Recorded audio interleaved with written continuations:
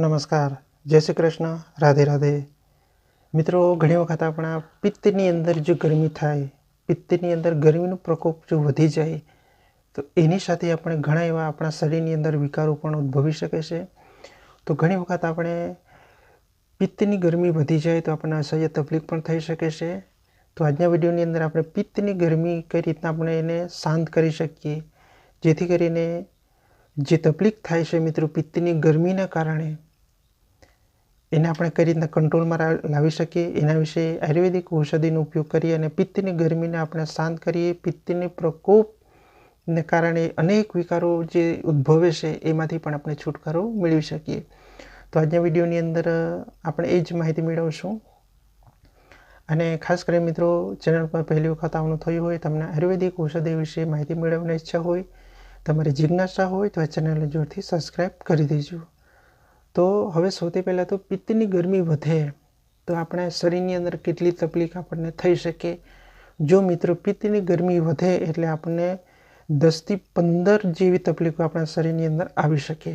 તો એનો પણ આપણે ખ્યાલ ઘણી વખત હોતું નથી. તો ખાસ કરીને મિત્રો, આપણે પિત્તની ગરમી વધે એટલે માથાની અંદર દુખાવો થાય, અપચો થાય, અજીર્ણ થાય, ગેસ એસિડિટીની સમસ્યા થાય, છાતીની અંદર પણ દુખાવો થઈ શકે, બરાબર છે, પરસેવો પણ આવી શકે. અને બીજું કે ખાસ કરીને મિત્રો હૃદયરોગની સમસ્યા પણ આવી શકે, આફરો પણ આવી શકે, ચર્મરોગ સંબંધી પણ તકલીફ થઈ શકે, આંતરડાની અંદર નબળાઈ પણ આવી શકે. બીજા નંબર છે કે લોહીની અંદર બગાડ પણ બની શકે પિત્તની અંદર ગરમી વધી જાય તો.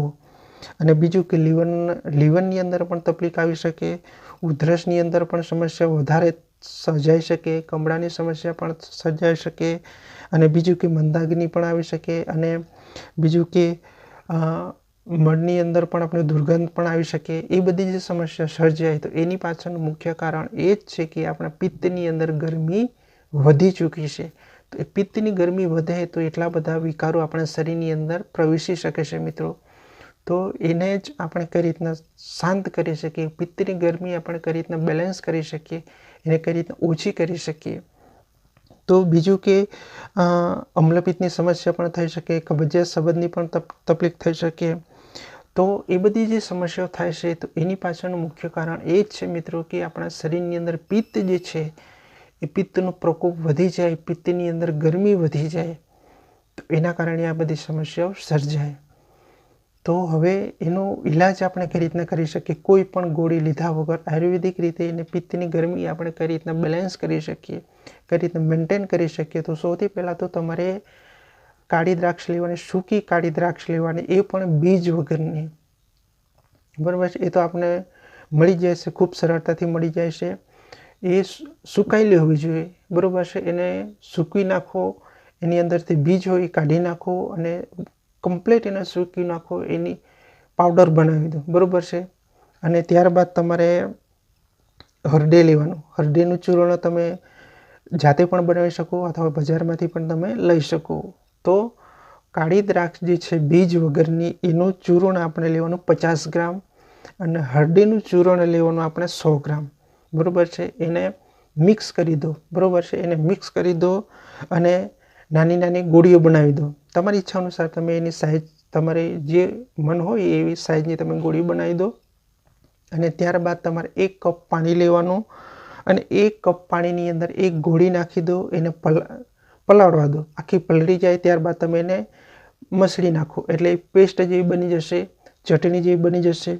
અને એ તમારે સવારે સેવન કરો, સાંજે નથી કરવાનું, એ સવારે તમે સેવન કરો. એ પણ 1 કપથી વધારે પાણી આપણે લેવાનું નથી. 1 કપ પાણીની અંદર એક ગોળી નાખી દો, એને પલાળવા દો અને ત્યારબાદ એની પેસ્ટ જે બનાવી દો અને સવારે જે તમે ભૂખ્યા પેટે જોઈને સેવન કરશો તો તમને ચોક્કસપણે પિત્તની જે તકલીફ થઈ રહી છે, પિત્તના કારણે તમે પરેશાન થઈ ચૂક્યા છો, એની અંદર તમને ઘણું સારું રિઝલ્ટ તમને 1 થી 2 જ દિવસની અંદર તમને ચોક્કસપણે મળી શકશે. તો એના કારણે તમને મળની અંદર જે દુર્ગંધ આવતી હોય એની અંદર પણ રિકવરી મળશે, લોહીની અંદર જે બગાડ થઈ રહ્યો છે એની અંદર પણ શુદ્ધતા મળશે, કબજિયાત, એસિડિટી, અનેક પ્રકારની જે તકલીફ થઈ રહી છે એની અંદર પણ તમને પ્રેક્ટિકલી અનુભવ તમને મળી શકશે। એટલે જો મિત્રો પિત્તની ગરમી શાંત થશે તો જે બાકીના જે રોગો છે એની અંદર પણ તમને રિકવરી તમને મળી શકશે। તો આજના વિડીયોની અંદર મારે તમને એ જ માહિતી આપવાની હતી કે પિત્તની ગરમી વધી જાય તો બને ત્યાં સુધી તમે એ બાબતે લાપરવાહી ના કરતા, નહીંતર તમને ઘણી એવી સમસ્યાઓ પણ તમને સર્જાઈ શકે। બરાબર છે। કમળાની સમસ્યા પણ થશે, જે આંતરડાઓની અંદર નબળાઈ પણ આવી શકે। જો મિત્રો આપણે નબળાઈ આવી શકે તો ભોજન બરોબર એનું ડાયજેશન સિસ્ટમ નબળી થઈ જાય, એટલે આપણે સૌને ખ્યાલ છે કે પાચન શક્તિ નબળી પડે એટલે આપણે કેટલી તકલીફ આપણા પેટની અંદર વધી શકે। તો ચોક્કસપણે તમે આ પ્રેક્ટિકલી અનુભવ પણ તમે કરી શકો, અથવા તો તમને પિત્તની ગરમી ના હોય અને છતાં પણ તમને એ સમસ્યામાંથી તમને કોઈને કોઈ સમસ્યા જો સર્જાતી હોય તો પણ તમે એનો પ્રયોગ કરી શકો।